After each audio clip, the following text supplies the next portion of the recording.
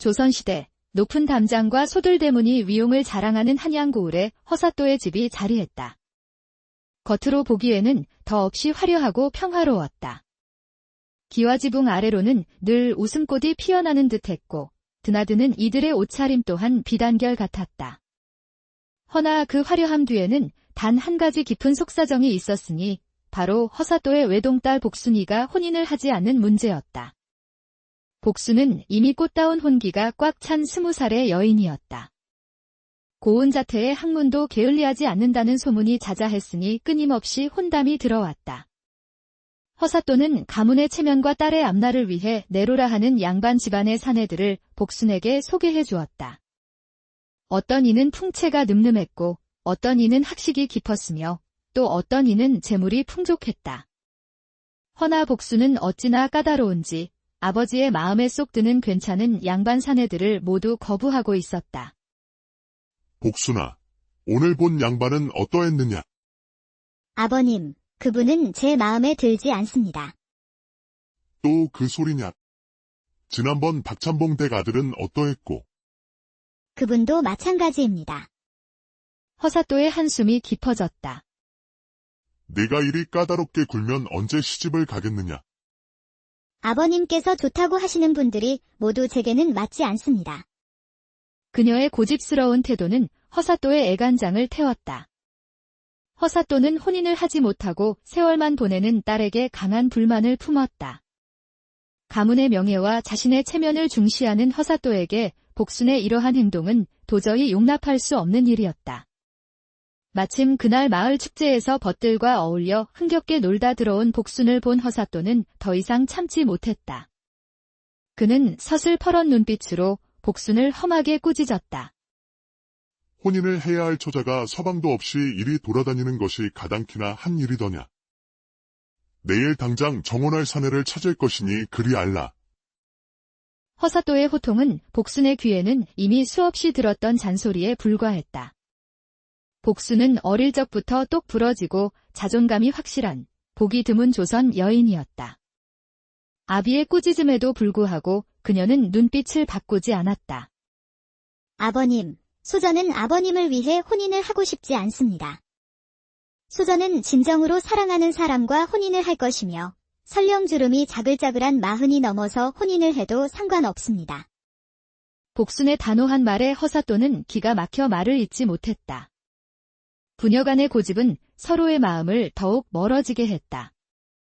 아비와의 다툼으로 마음이 답답했던 복순은 깊어지는 시름을 달래고자 마을 뒷산으로 발걸음을 옮겼다. 이미 해가 지고 어둠이 자욱하게 깔린 때였다. 그녀의 어린 시절부터 늘 자신을 짓눌렀던 아버지의 그림자. 오직 가문의 번영과 자신의 지위만을 생각하는 그 모습에 복순은 걷는 내내 깊은 서글픔을 느꼈다. 나는 정녕 아비의 뜻대로 살아야만 하는 것인가? 내 삶은 나의 것이 아니라 그저 가문의 명예를 위한 도구일 뿐이란 말인가? 복순의 마음속은 답답함과 고뇌로 가득했다. 결혼을 거부할수록 아비의 노여움은 커졌고 그녀는 스스로를 고립시키는 듯한 외로움을 느꼈다. 바로 그때 발밑 풀숲에서 바스락거리는 소리가 섬뜩하게 들려왔다. 복순은 걸음을 멈추고 귀를 기울였다. 단순한 산짐승의 소리가 아님을 직감한 복순은 온몸이 굳어지는 듯했다. 그녀가 소리가 나는 쪽으로 고개를 돌리자 어둠 속에서 뻘건 눈을 번뜩이는 늑대 한 마리가 으르렁거리며 자신을 노려보고 있었다. 늑대의 날카로운 송곳니와 맹렬한 눈빛에 화들짝 놀란 복순은 뒤돌아 달아났다. 살기 위해 발버둥 쳤지만 공포에 질린 발은 맘처럼 움직이지 않았다. 거친 산길에 직신마저 벗겨져가며 그녀는 정신없이 달렸다. 맹수의 거친 숨소리가 바로 등 뒤에서 쫓아오는 듯했다. 늑대의 육중한 몸이 그녀의 등을 언제라도 덮칠 듯 바싹 따라붙었다. 이대로 죽는 것인가? 내 삶은 이토록 허무하게 끝나는 것인가? 제발 누군가 도와주세요. 죽음의 공포에 사로잡힌 복순은 목이 터져라 절규하며 달아났다. 그 순간 이제 더 이상 도망칠 곳이 없는 듯 늑대의 시커먼 그림자가 그녀를 완전히 덮쳐오는 듯했다. 가쁜 숨을 몰아쉬며 발을 내디뎠지만 휘청거리는 몸은 더 이상 그녀의 의지대로 움직이지 않았다. 절망적인 순간이 코앞으로 다가왔다. 바로 그때였다. 늑대의 날카로운 발톱이 복순의 어깨에 닿으려는 찰나, 갑자기 산속을 쩌렁쩌렁 울리는 우렁찬 고함 소리와 함께 한 남성이 풀숲을 헤치고 번개처럼 등장했다. 그는 망설임 없이 늑대를 향해 달려들었다. 썩 물러가라. 놀랍게도 맹렬히 달려들던 늑대는 사내의 기세에 겁을 먹은 듯 으르렁거리던 소리도 멈추고 꼬리를 내린 채 황급히 도망쳤다. 늑대의 시커먼 형체가 숲속으로 사라지자 복순은 그제야 풀썩 주저앉았다. 목숨을 구한 복순은 겨우 정신을 차리고 자신을 구해준 사내에게 다가가 깊이 감사 인사를 전했다. 정말 고맙습니다. 당신이 없었다면 정말 어떻게 될 뻔했는지. 복순은 떨리는 손으로 그의 옷깃을 붙잡고 그의 얼굴을 자세히 보았다. 사내의 눈빛은 깊고 고요했으며 언뜻 슬픔이 비치는 듯했다. 또한 그의 옷차림은 누더기처럼 남루하고 낡았다. 그때 문득 그녀의 머릿속에 마을 사람들이 수군거리던 소문이 떠올랐다.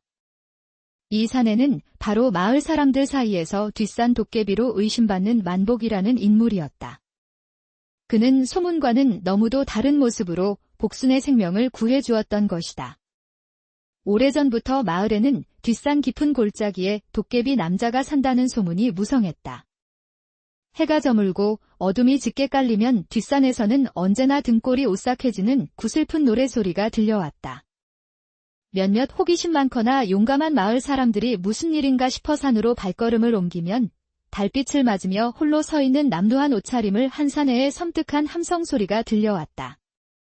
사람들은 그 기이한 소리에 혼비백산하여 불이 나게 도망치기 바빴다. 그때부터 뒷산에는 사람이 아닌 도깨비가 된 사내가 살고 있고 그 사내의 심기를 건드리면 잡아먹힌다는 괴상한 소문이 마을 사람들의 입을 통해 퍼져나갔다. 복순도 물론 이 소문에 대해 익히 알고 있었다. 자신을 구해준 이 사내의 모습과 행동이 그 소문과 너무나도 흡사했기에 그녀는 눈앞의 사내가 바로 그 뒷산 도깨비로구나 하고 생각했다. 복순은 그에게서 느껴지는 알 수 없는 신비로움과 함께 여전히 마음 한편으로는 작은 두려움을 품었다. 하지만 눈앞의 사내는 마을의 소문과는 달리 오히려 자신을 늑대로부터 구해준 은인이었다. 다시 한번 정말 감사드려요. 제 이름은 복순이라고 합니다.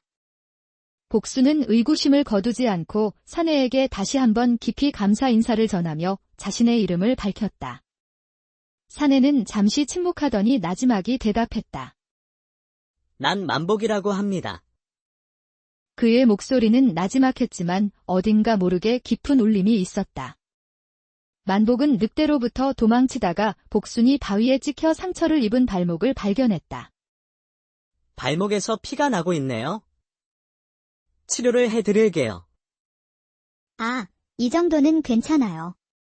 집에 가서. 아닙니다. 상처가 깊어 보여요. 제 오두막으로 가서 제대로 치료하시죠. 복순은 알 수 없는 두려움이 들었지만 발목의 통증이 너무 심해 만복을 따라갈 수밖에 없었다. 만복의 거처는 산 귀퉁이에 자리 잡은 작은 오두막집이었다. 안으로 들어서자 퀴퀴한 나무 냄새가 조금 났지만 생각보다 깨끗하게 정돈되어 있었고 따뜻한 온기가 감돌았다. 무엇보다 복순의 눈을 사로잡은 것은 방 한편에 정갈하게 놓인 책들과 붓, 벼루가 상당히 많이 보이는 광경이었다. 도깨비라고 소문난 사내의 집이라고는 믿기지 않는 풍경이었다. 복순은 조심스럽게 물었다. 만복님께서는 마을 사람들 사이에서 뒷산 도깨비로 소문났다는 것을 아시옵니까? 홀로 이 산속에서 이렇게 지내는 것이 괜찮으시옵니까? 만복은 태연하게 웃으며 답했다. 익숙한 일입니다. 그의 미소는 씁쓸했다. 만복은 복순에게 자신의 과거 이야기를 털어놓기 시작했다. 그는 한때 과거 급제를 꿈꾸던 양반 자제였으나 수차례 과거 시험에 낙방하고 결국 집안에서 쫓겨났다고 했다. 설상가상으로 그에게는 더욱 가혹한 시련이 닥쳤으니 바로 혼인했던 부인마저 가장 친한 친구에게 빼앗기는 비극을 겪었다는 것이었다. 깊은 한숨을 내쉬며 만복은 말했다. 그날 이후로 사람에 대한 불신이 생겼습니다. 믿었던 이에게 배신당했으니 이제 누구도 믿을 수 없게 되었지요. 그러니 사람들이 저를 짐승으로 보든 도깨비로 보든 이제는 상관없습니다. 그의 말 속에는 깊은 상처와 세상에 대한 체념이 고스란히 묻어났다. 복수는 그의 아픈 과거에 깊이 연민했다. 그녀는 그가 세상에 대한 믿음을 잃고 홀로 고통받아온 세월을 헤아릴 수 있었다. 만복님께서는 이렇듯 친절하고 마음 따뜻한 분이신데 마을 사람들이 오해하고 있습니다. 제가 마을로 돌아가서 사람들에게 당신의 진실을 말해주겠습니다. 복순의 진심 어린 위로에 만복은 허허 웃으며 고개를 저었다. 만복에게 치료를 받고 잠시 그의 오두막에 머물게 된 복순은 방 한편에 정갈하게 놓인 책들과 붓으로 쓴 글궈들을 하나하나 읽어보았다. 그의 필체는 비록 화려하지는 않았으나 글자 하나하나에 깊은 사색과 빼어난 기상이 서려 있었다. 만복의 글솜씨는 참으로 뛰어났다. 복순은 감탄하며 만복에게 물었다. 이 시들은 모두 직접 쓰신 것이옵니까? 예, 저에게는 시를 짓고 그 시, 구절로 노래를 하는 게 유일한 낙입니다. 만복의 말에 복순은 그제야 밤마다 뒷산에서 들리던 구슬픈 노래 소리의 정체를 알았다. 그녀는 기쁜 얼굴로 시 한 편을 골라 노래 소리와 함께 읊어달라고 부탁했다. 만복은 처음에는 부끄러워했지만 복순의 간곡한 부탁에 결국 붓을 들어 홀로 피는 난이라는 제목의 시를 썼고 낮은 목소리로 읊조리기 시작했다. 그의 목소리는 잔잔한 물결처럼 흘렀지만 시에 담긴 뜻은 맑은 샘물처럼 복순의 마음에 스며들었다. 굽이치는 강물도 제 길 찾아 흐름에 벗 없다 한들 어이 삶을 탓하리요. 이 몸은 스스로 다스리는 군자의 목이니 천지에 홀로 선 내 강의 주인이로다. 만복의 노랫말은 강인하면서도 고독한 난초의 모습을 담고 있었다. 그 노랫말은 마치 자신의 이야기 같아서 복순은 저도 모르게 뜨거운 눈물을 흘렸다. 아비와의 갈등 속에서 자신의 길을 찾으려 했던 복순의 마음, 세상의 편견 속에서도 꿋꿋이 스스로의 삶을 살아가려는 의지가 시 속에 고스란히 담겨 있는 듯했다. 만복의 시는 복순의 마음에 깊은 울림을 주었고 그녀는 그에게서 느껴지는 알 수 없는 동질감에 마음이 더욱 이끌렸다. 그날 이후 복순은 자주 만복의 오두막을 방문했다. 그녀는 더 이상 늑대에 대한 두려움이나 마을 사람들의 수군거리는 소문을 신경 쓰지 않았다.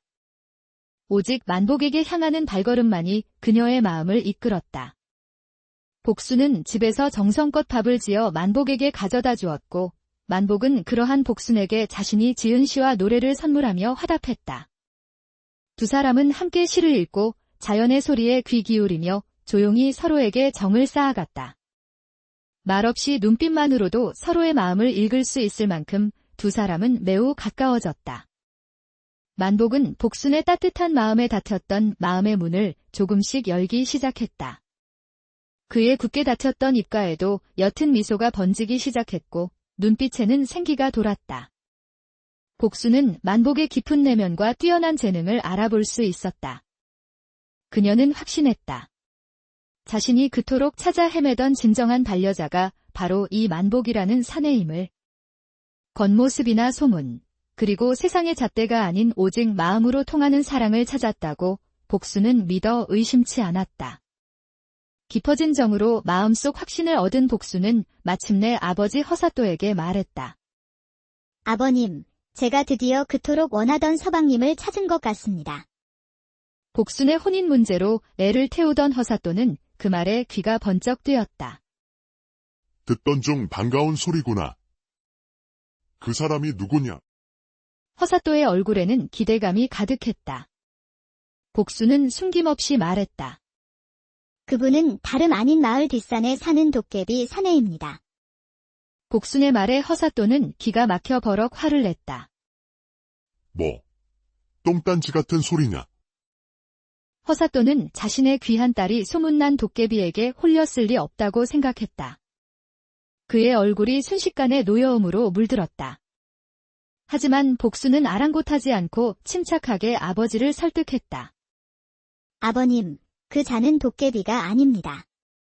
그는 시를 쓰고 노래하는 음유시인이며 그 글솜씨가 하도 대단하여 조선 최고의 시인이 될 제목입니다. 복순의 단호한 말에 허사또는 잠시 망설였다. 평소 딸의 고집을 알기에 그녀가 이토록 확신하며 칭찬하는 데에는 분명 이유가 있을 것이라 생각했다. 그렇다면 당장 그 남자를 이리로 데려오라. 깊어진 정으로 마음속 확신을 얻은 복수는 허사또의 말을 듣고 곧바로 만복의 오두막으로 향했다. 만복님, 아버님께 가서 우리 혼인을 허락받아요. 우리가 혼인을 하기로 했어요. 무슨 소리입니까? 복순의 갑작스러운 말에 만복은 당황한 기색이 역력했다.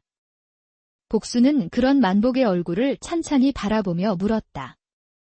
수저는 우리가 서로 사랑하는 감정이 생긴 것 같다고 생각했는데 아니신가요? 만복은 복순의 당돌한 물음에 쑥스러워하며 속으로 생각했다. 말한 대로 정말 똑 부러지는 여인이구나. 그의 얼굴은 홍시처럼 붉어졌지만 그 와중에도 복순의 손을 놓지 않았다. 복순은 만복의 망설임을 아는지 모르는지 밝게 웃으며 말했다. 이러지 마시고 당장 아버지를 찾아뵙고 우리의 혼인을 허락받아요. 그렇게 복순은 만복의 손을 잡고 자신의 집을 향해 발걸음을 옮겼다. 산길을 내려가는 두 사람의 뒷모습에는 이제 막 시작된 새로운 인연의 설렘이 깃들어 있었다. 허사또는 딸 복순의 손에 이끌려 들어온 남루한 옷차림을 한 산에 만복의 등장에 내심 당황했다. 그러나 직접 집까지 찾아온 사내를 내치는 것도 사또된 도리가 아니라고 생각했기에 만복이 가져온 시들을 하나하나 읽어보기 시작했다. 얼마나 글솜씨가 좋은지 한번 봐야겠어. 첫 구절을 읽자마자 허사또의 눈빛이 달라졌다. 그의 미간에 깊이 팬 주름이 펴지는 듯했다. 만복의 글솜씨는 허사또가 평생을 살면서 접했던 그 어떤 글보다도 최고로 꼽을 만큼 대단했다.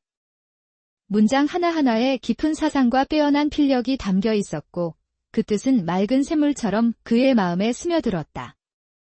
허사또는 감탄사를 연발하며 만복에게 물었다. 어찌 이리도 글을 잘 쓰는가? 자네의 학문과 재능은 평범한 것이 아니로구나. 그저 생각나는 대로 쓴 것이옵니다. 천재로구나. 만복이 겸손하게 답하자 허사또는 속으로 감탄했다. 마침 곧 한양조정에서 관리들을 대상으로 글짓기 100일장이 열리는 터였다. 이는 자신의 위신을 높일 절호의 기회였다. 허사또는 기회를 놓치지 않고 만복에게 제안했다. 자네, 곧 조정에서 100일장이 열리는데 내 품계를 높일 귀한 자리이니 나 대신 시 한 편을 써줄 수 있겠는가? 만복은 망설임 없이 그 자리에서 곧바로 붓을 들었다. 붓끝이 종이에 닿자마자 막힘없이 글을 써 내려갔다. 강건하면서도 온화한 기운을 담은 시 한 편이 순식간에 완성되었다. 바로 나라를 흥하게 하고 백성을 편안케 한다는 뜻의 흥국안민이라는 시였다. 그 글은 보는 이의 마음을 저절로 숙연하게 만들었다. 만복이 써준 글을 받아든 허사또는 그 기가 막힌 글솜씨에 기쁨을 감추지 못했다. 그의 눈은 휘둥그레졌고 입가에는 만족스러운 미소가 번졌다. 그는 시를 몇 번이고 다시 읽어보며 고개를 끄덕였다. 이 글이라면 필시 100일장에서 큰 상을 받으리라. 이 시에 담긴 백성을 위하는 마음이 일품이니 분명 임금님의 눈길을 사로잡을 것이야.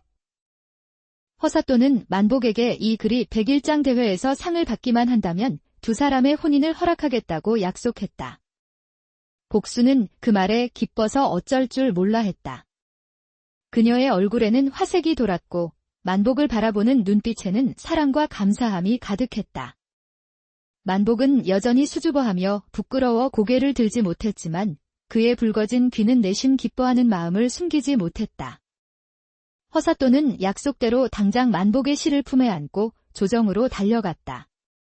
그의 발걸음은 평소보다 훨씬 가벼웠고 얼굴에는 기대감이 넘쳤다.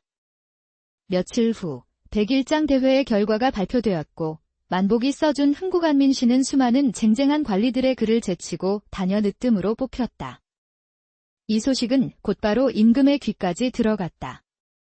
임금은 흥국안민시에 담긴 깊은 뜻과 빼어난 문장에 감탄하며 허사또를 불렀다. 허사또, 그대가 어찌 이리도 훌륭한 글을 써왔느냐.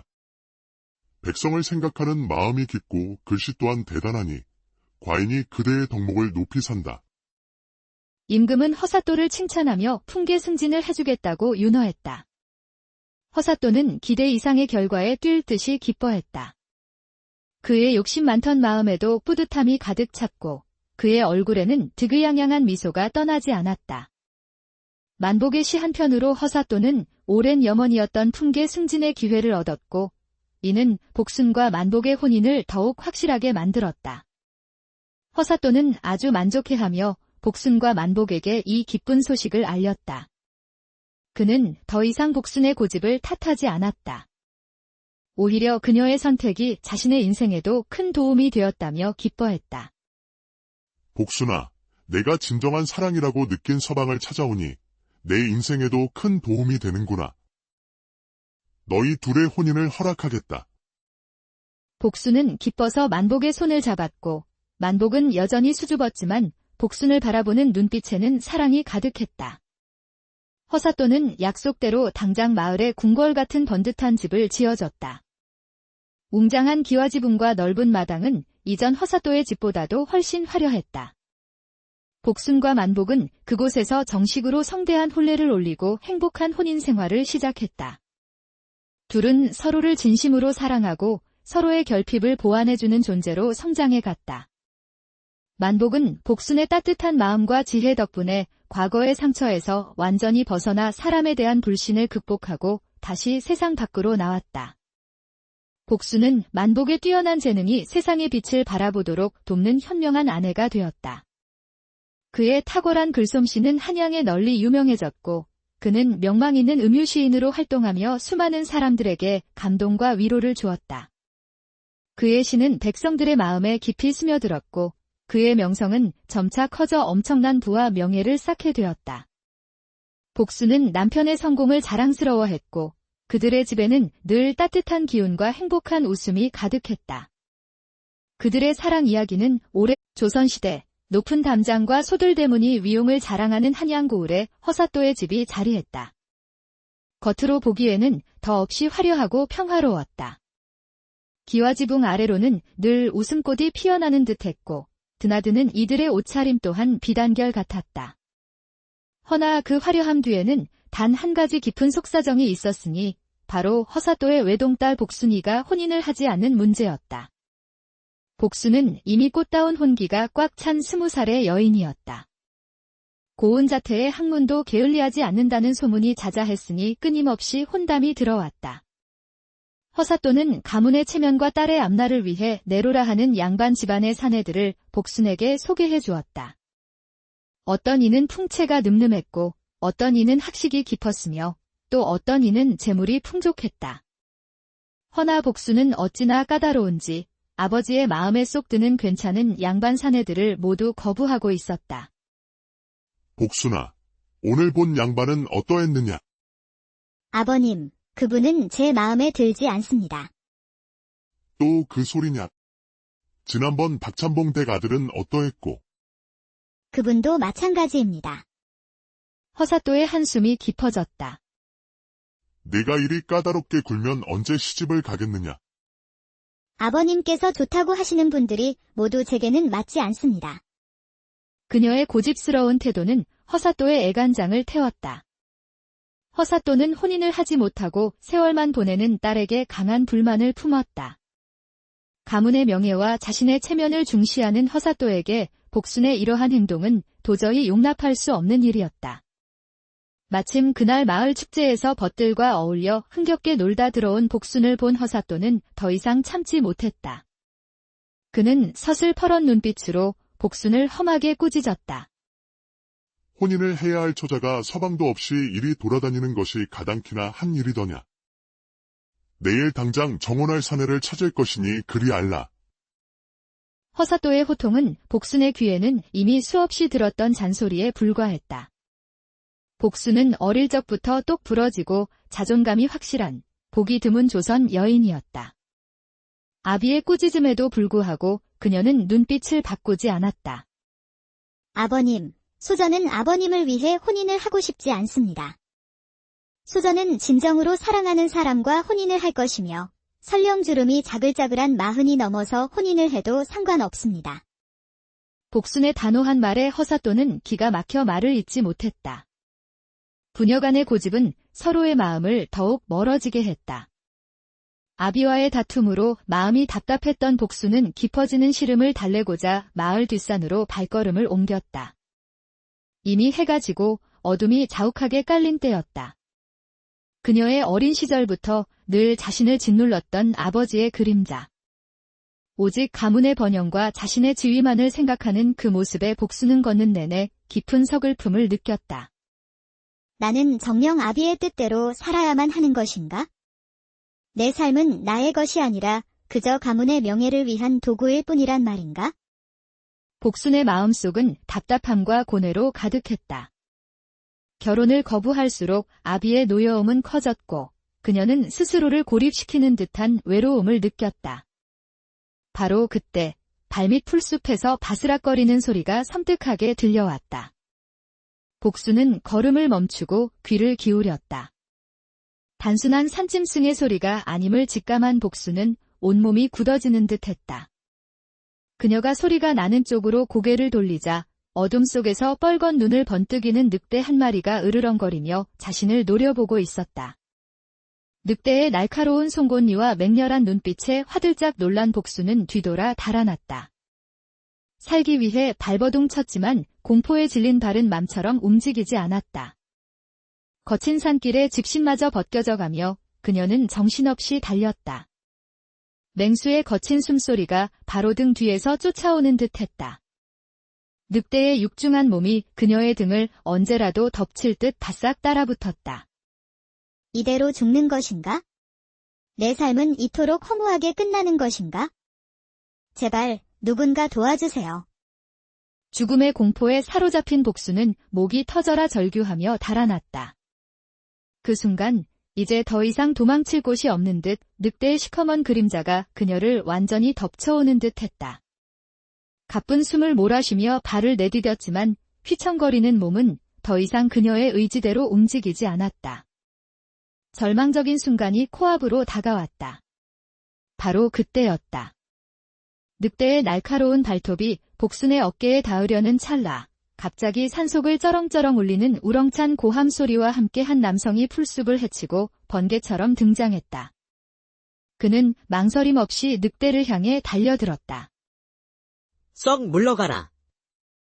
놀랍게도 맹렬히 달려들던 늑대는 사내의 기세에 겁을 먹은 듯 으르렁거리던 소리도 멈추고 꼬리를 내린 채 황급히 도망쳤다. 늑대의 시커먼 형체가 숲속으로 사라지자 복순은 그제야 풀썩 주저앉았다. 목숨을 구한 복순은 겨우 정신을 차리고 자신을 구해준 사내에게 다가가 깊이 감사 인사를 전했다. 정말 고맙습니다. 당신이 없었다면 정말 어떻게 될 뻔했는지. 복순은 떨리는 손으로 그의 옷깃을 붙잡고 그의 얼굴을 자세히 보았다. 사내의 눈빛은 깊고 고요했으며 언뜻 슬픔이 비치는 듯했다. 또한 그의 옷차림은 누더기처럼 남루하고 낡았다.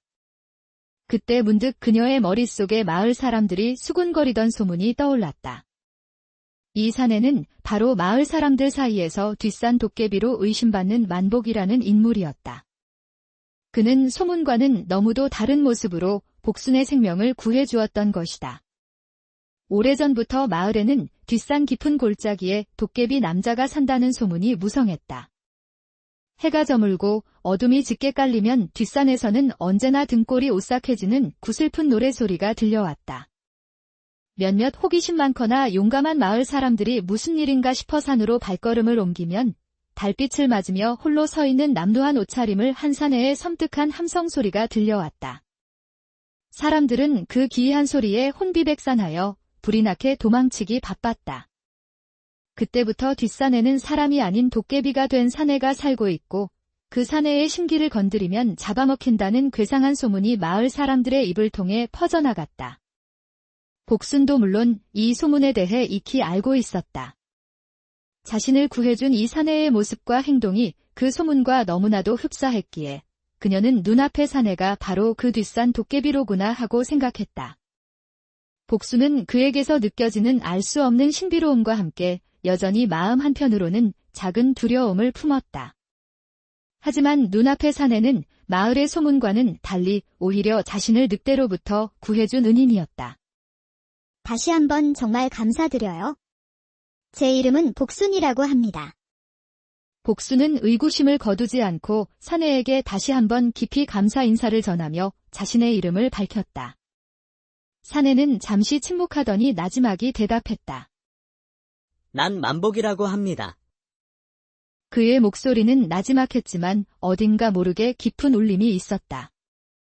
만복은 늑대로부터 도망치다가 복순이 바위에 찍혀 상처를 입은 발목을 발견했다. 발목에서 피가 나고 있네요. 치료를 해드릴게요. 아, 이 정도는 괜찮아요. 집에 가서. 아닙니다. 상처가 깊어 보여요. 제 오두막으로 가서 제대로 치료하시죠. 복순은 알 수 없는 두려움이 들었지만 발목의 통증이 너무 심해 만복을 따라갈 수밖에 없었다.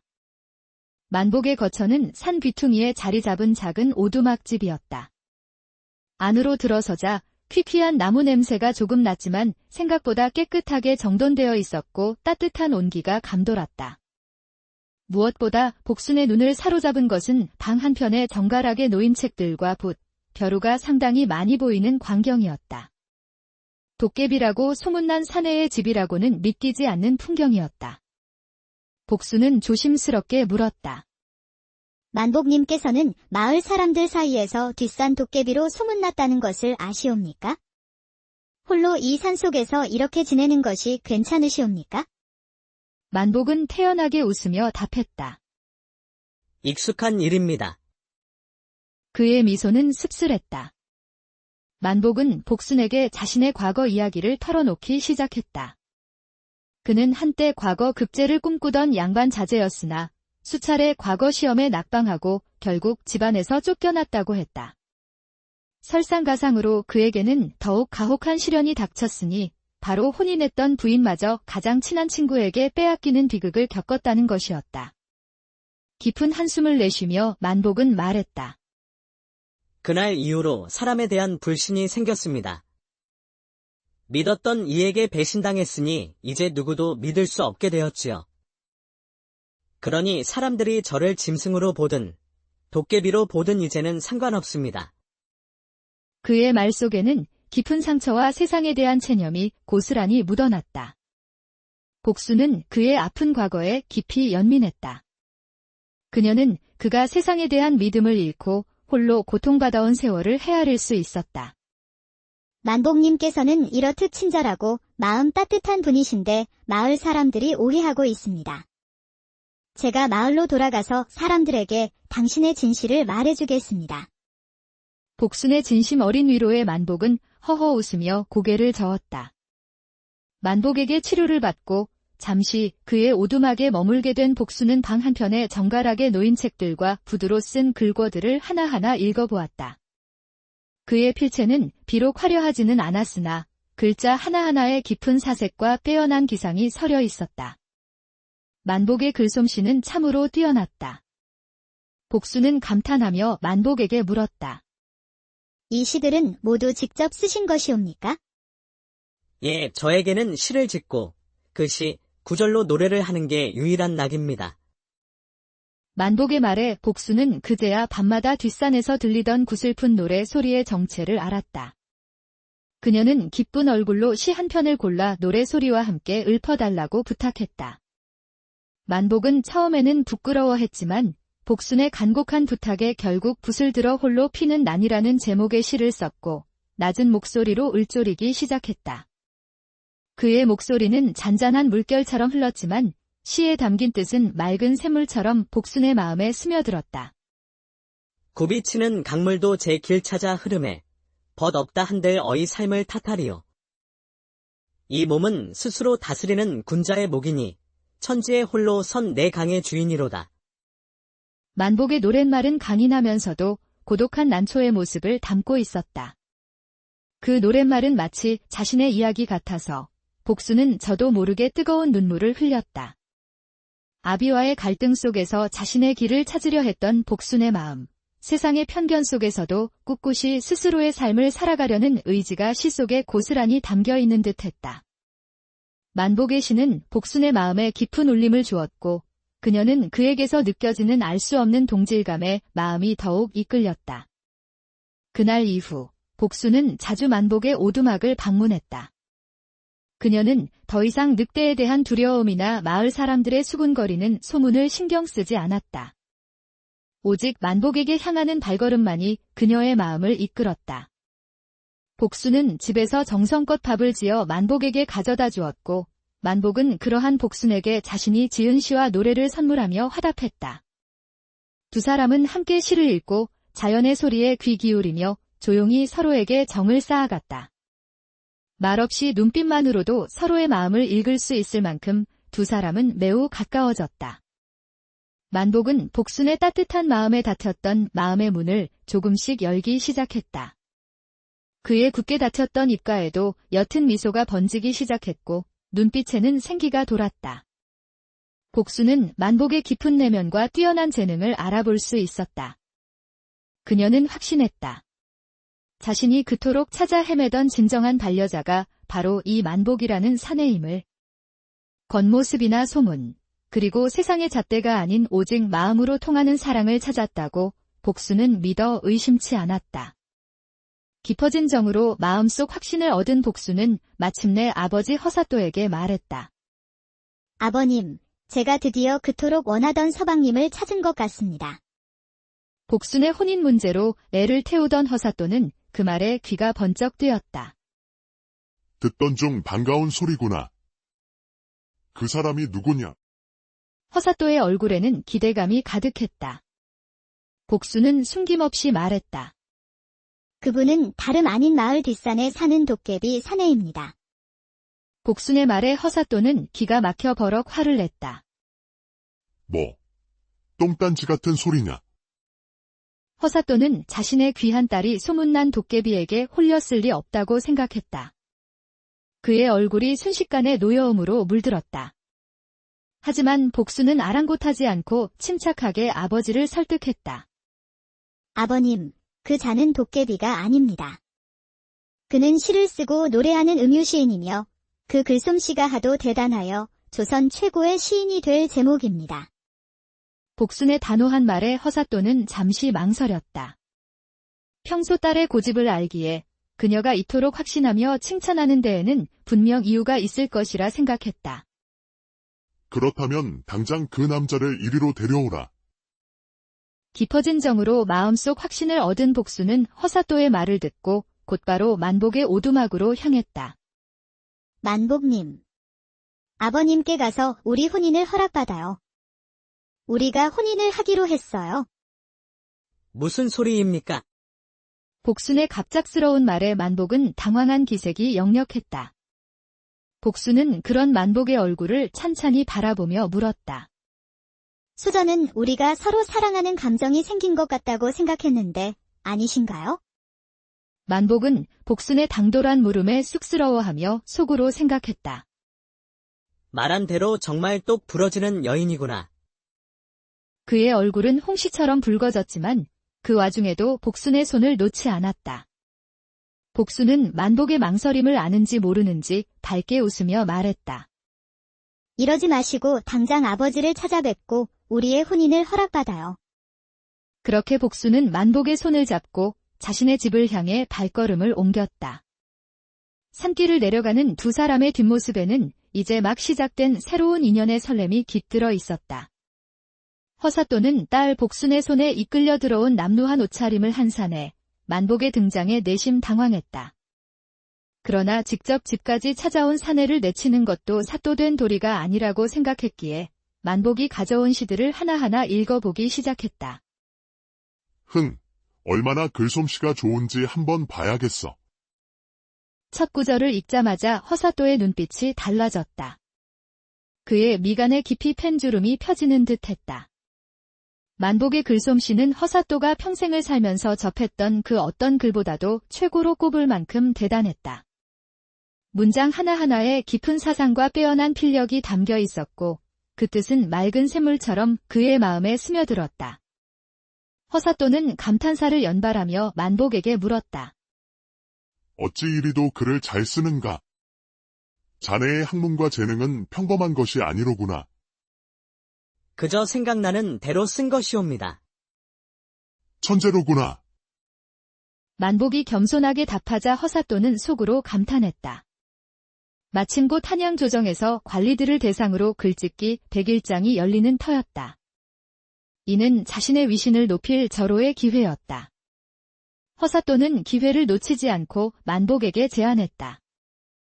자네, 곧 조정에서 100일장이 열리는데 내 품계를 높일 귀한 자리이니 나 대신 시 한 편을 써줄 수 있겠는가?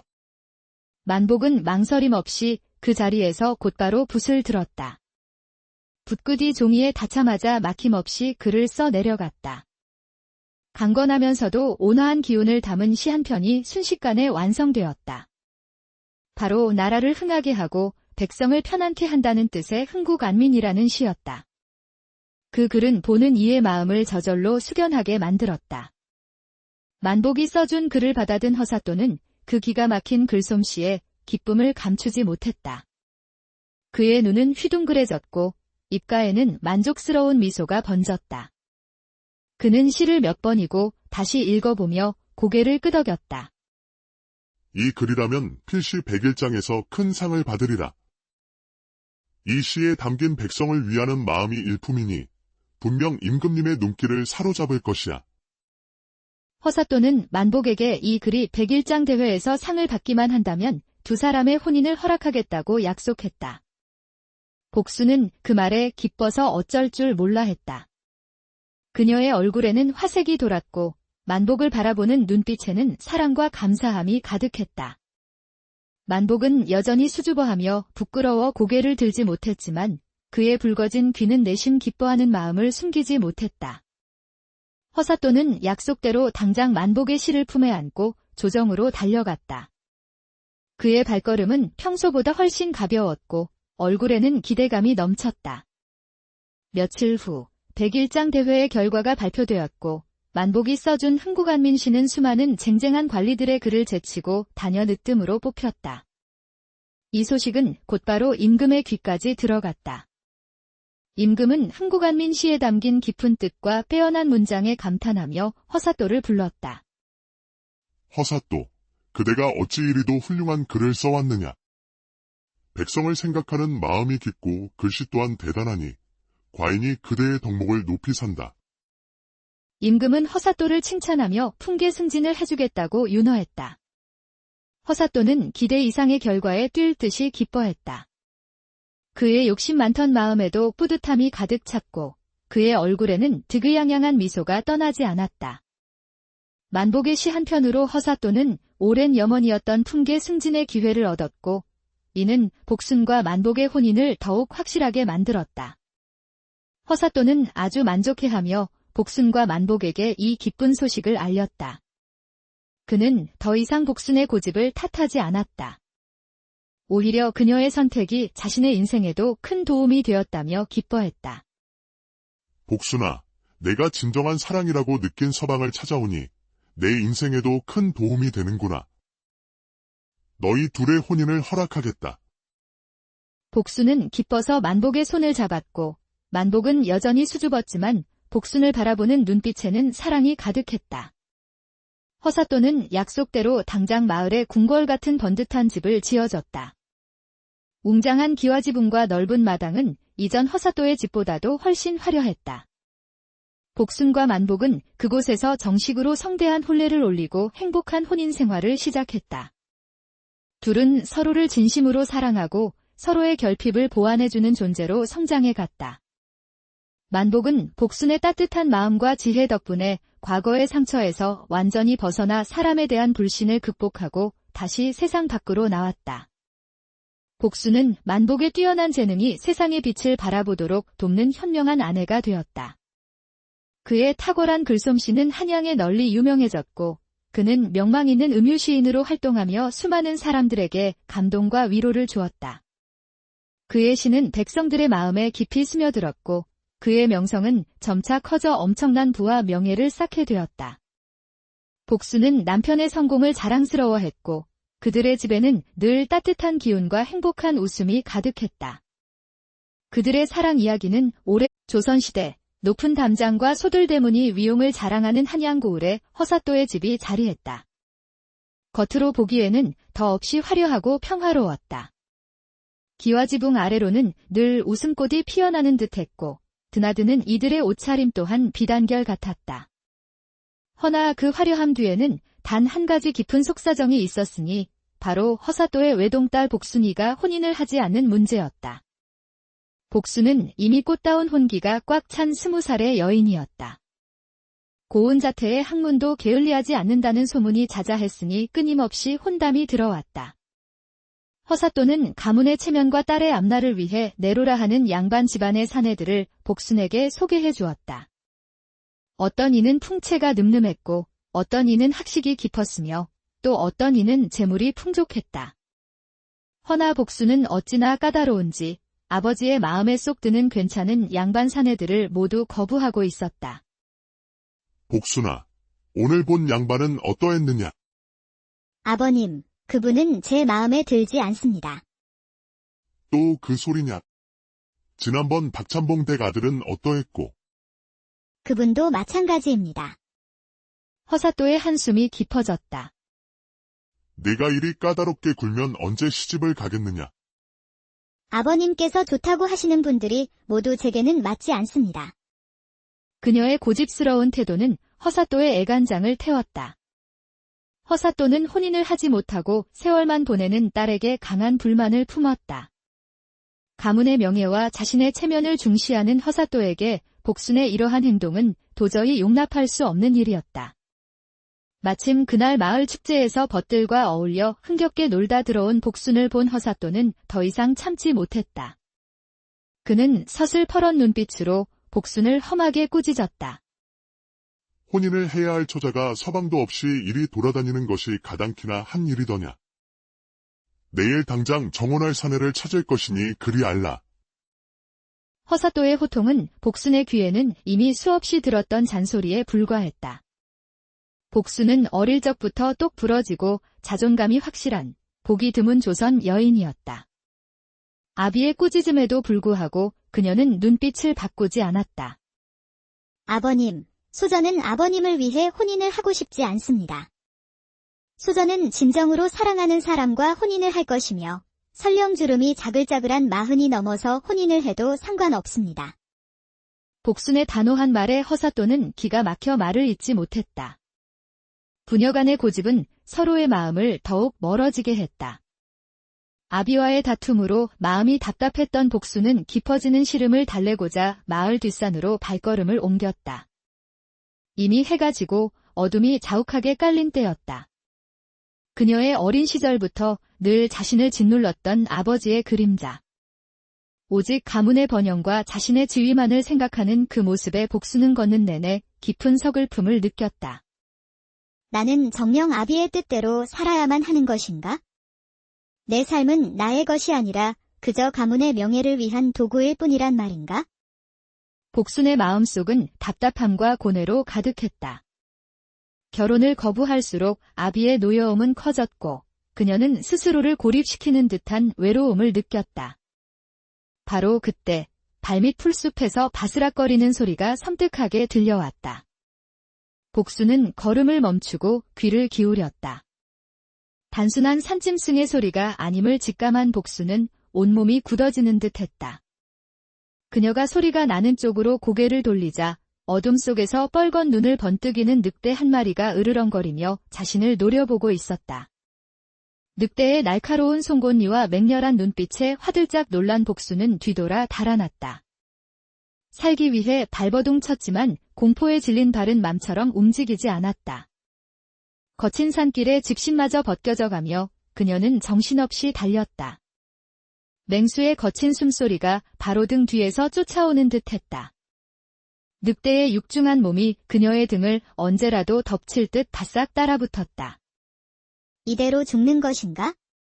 내 삶은 이토록 허무하게 끝나는 것인가? 제발 누군가 도와주세요. 죽음의 공포에 사로잡힌 복수는 목이 터져라 절규하며 달아났다.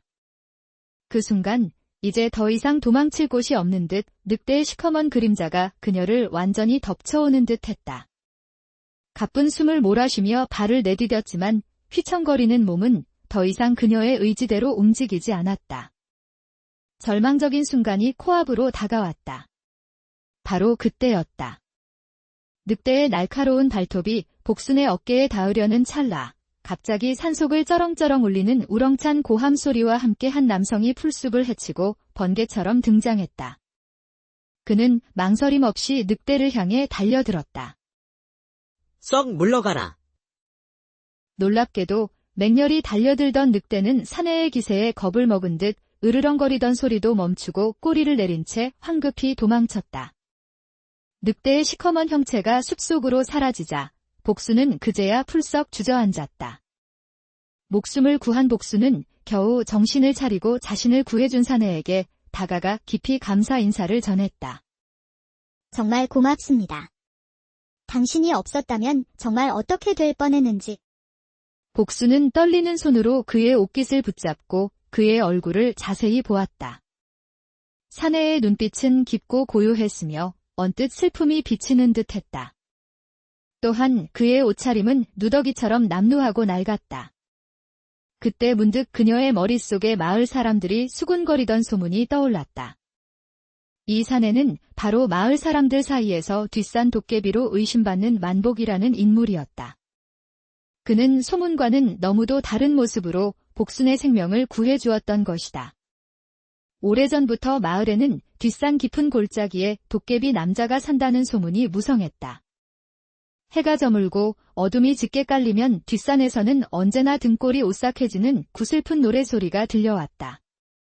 몇몇 호기심 많거나 용감한 마을 사람들이 무슨 일인가 싶어 산으로 발걸음을 옮기면 달빛을 맞으며 홀로 서 있는 남루한 옷차림을 한 사내의 섬뜩한 함성 소리가 들려왔다.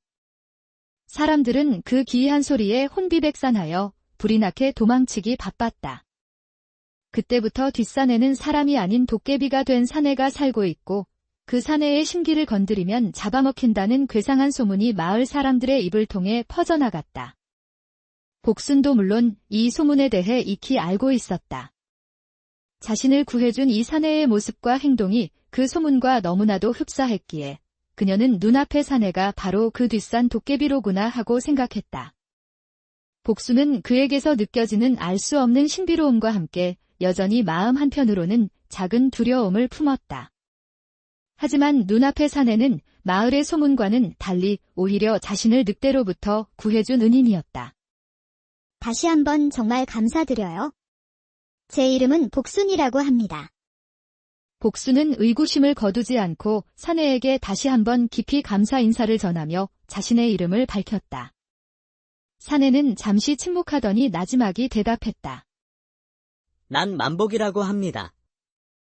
그의 목소리는 나지막했지만 어딘가 모르게 깊은 울림이 있었다. 만복은 늑대로부터 도망치다가 복순이 바위에 찍혀 상처를 입은 발목을 발견했다. 발목에서 피가 나고 있네요. 치료를 해드릴게요. 아, 이 정도는 괜찮아요. 집에 가서. 아닙니다. 상처가 깊어 보여요. 제 오두막으로 가서 제대로 치료하시죠.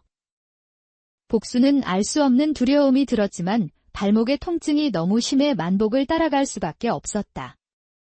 만복의 거처는 산 귀퉁이에 자리 잡은 작은 오두막집이었다. 안으로 들어서자 퀴퀴한 나무 냄새가 조금 났지만 생각보다 깨끗하게 정돈되어 있었고 따뜻한 온기가 감돌았다. 무엇보다 복순의 눈을 사로잡은 것은 방 한편에 정갈하게 놓인 책들과 붓, 벼루가 상당히 많이 보이는 광경이었다. 도깨비라고 소문난 사내의 집이라고는 믿기지 않는 풍경이었다. 복순은 조심스럽게 물었다. 만복님께서는 마을 사람들 사이에서 뒷산 도깨비로 소문났다는 것을 아시옵니까?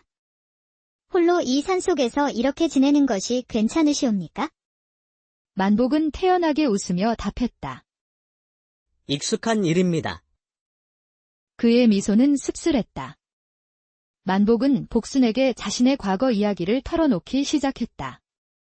그는 한때 과거 급제를 꿈꾸던 양반 자제였으나 수차례 과거 시험에 낙방하고 결국 집안에서 쫓겨났다고 했다. 설상가상으로 그에게는 더욱 가혹한 시련이 닥쳤으니 바로 혼인했던 부인마저 가장 친한 친구에게 빼앗기는 비극을 겪었다는 것이었다. 깊은 한숨을 내쉬며 만복은 말했다. 그날 이후로 사람에 대한 불신이 생겼습니다.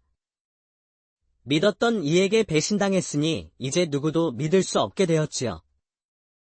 그러니 사람들이 저를 짐승으로 보든 도깨비로 보든 이제는 상관없습니다. 그의 말 속에는 깊은 상처와 세상에 대한 체념이 고스란히 묻어났다. 복수는 그의 아픈 과거에 깊이 연민했다. 그녀는 그가 세상에 대한 믿음을 잃고 홀로 고통받아온 세월을 헤아릴 수 있었다. 만복님께서는 이렇듯 친절하고 마음 따뜻한 분이신데 마을 사람들이 오해하고 있습니다. 제가 마을로 돌아가서 사람들에게 당신의 진실을 말해주겠습니다. 복순의 진심 어린 위로에 만복은 허허 웃으며 고개를 저었다. 만복에게 치료를 받고 잠시 그의 오두막에 머물게 된 복순은 방 한편에 정갈하게 놓인 책들과 붓으로 쓴 글궈들을 하나하나 읽어보았다. 그의 필체는 비록 화려하지는 않았으나 글자 하나하나에 깊은 사색과 빼어난 기상이 서려 있었다. 만복의 글솜씨는 참으로 뛰어났다. 복순은 감탄하며 만복에게 물었다. 이 시들은 모두 직접 쓰신 것이옵니까? 예, 저에게는 시를 짓고 그 시 구절로 노래를 하는 게 유일한 낙입니다. 만복의 말에 복순은 그제야 밤마다 뒷산에서 들리던 구슬픈 노래 소리의 정체를 알았다. 그녀는 기쁜 얼굴로 시 한 편을 골라 노래 소리와 함께 읊어달라고 부탁했다. 만복은 처음에는 부끄러워했지만 복순의 간곡한 부탁에 결국 붓을 들어 홀로 피는 난이라는 제목의 시를 썼고 낮은 목소리로 읊조리기 시작했다. 그의 목소리는 잔잔한 물결처럼 흘렀지만 시에 담긴 뜻은 맑은 샘물처럼 복순의 마음에 스며들었다. 굽이치는 강물도 제 길 찾아 흐름에 벗 없다 한들 어이 삶을 탓하리요. 이 몸은 스스로 다스리는 군자의 목이니 천지에 홀로 선 내 강의 주인이로다. 만복의 노랫말은 강인하면서도 고독한 난초의 모습을 담고 있었다. 그 노랫말은 마치 자신의 이야기 같아서 복순은 저도 모르게 뜨거운 눈물을 흘렸다. 아비와의 갈등 속에서 자신의 길을 찾으려 했던 복순의 마음, 세상의 편견 속에서도 꿋꿋이 스스로의 삶을 살아가려는 의지가 시 속에 고스란히 담겨 있는 듯했다. 만복의 시는 복순의 마음에 깊은 울림을 주었고 그녀는 그에게서 느껴지는 알 수 없는 동질감에 마음이 더욱 이끌렸다. 그날 이후 복순은 자주 만복의 오두막을 방문했다. 그녀는 더 이상 늑대에 대한 두려움이나 마을 사람들의 수군거리는 소문을 신경 쓰지 않았다. 오직 만복에게 향하는 발걸음만이 그녀의 마음을 이끌었다. 복순은 집에서 정성껏 밥을 지어 만복에게 가져다 주었고 만복은 그러한 복순에게 자신이 지은 시와 노래를 선물하며 화답했다. 두 사람은 함께 시를 읽고 자연의 소리에 귀 기울이며 조용히 서로에게 정을 쌓아갔다. 말없이 눈빛만으로도 서로의 마음을 읽을 수 있을 만큼 두 사람은 매우 가까워졌다. 만복은 복순의 따뜻한 마음에 닫혔던 마음의 문을 조금씩 열기 시작했다. 그의 굳게 닫혔던 입가에도 옅은 미소가 번지기 시작했고 눈빛에는 생기가 돌았다. 복순은 만복의 깊은 내면과 뛰어난 재능을 알아볼 수 있었다. 그녀는 확신했다. 자신이 그토록 찾아 헤매던 진정한 반려자가 바로 이 만복이라는 사내임을. 겉모습이나 소문, 그리고 세상의 잣대가 아닌 오직 마음으로 통하는 사랑을 찾았다고 복순은 믿어 의심치 않았다. 깊어진 정으로 마음속 확신을 얻은 복순은 마침내 아버지 허사또에게 말했다. 아버님, 제가 드디어 그토록 원하던 서방님을 찾은 것 같습니다. 복순의 혼인 문제로 애를 태우던 허사또는 그 말에 귀가 번쩍 뜨였다. 듣던 중 반가운 소리구나. 그 사람이 누구냐?